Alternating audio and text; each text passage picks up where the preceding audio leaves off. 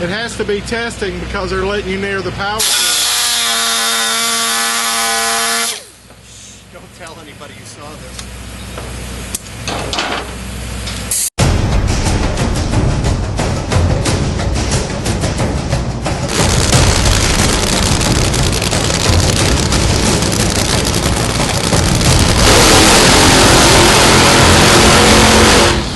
What I love about testing is you never lose.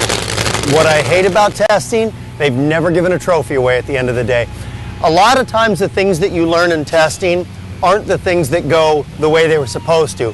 It's stuff that doesn't work, doesn't yield the results, and you get so frustrated and angry, and then 6 months later, 10 races down the road, you open up that page and it led you in a direction that helps you win a race. So it's a necessary evil for us.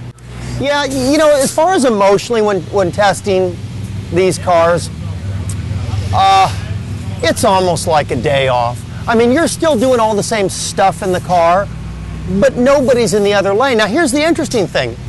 Why couldn't you feel that way with somebody in the other lane? In other words, during testing, I still try to cut a good light. I still try to keep it in the middle of the groove. You won't pedal it in testing. There's no point in hurting something that you don't need to, because they're not going to have a win light that matters here.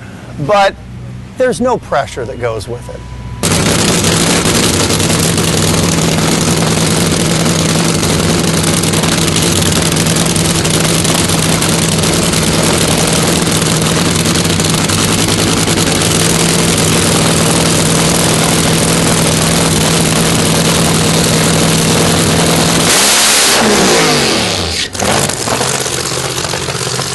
This is a standard year for Jack Beckman. I show up at the first event of the new year, one guy from the team last year. So I got Jimmy Prock and John Medlin, and Chris Cunningham still staying on board. I got 3 crew chiefs.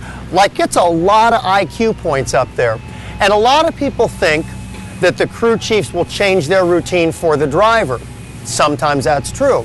The reality is, a lot of times it's easier for us drivers, length of the burnout, speed of backing up, warm-up procedures, to change our routine around what the crew chief is comfortable with. So I've actually changed a lot of little things that I've done here, plus the fact they've gone through the car bumper to bumper. We've relocated switches, the clutch pedals, we put a floor pan in the car, we moved the reverser over. So the reverse lever is backwards of last year, the mag switches are backwards of last year.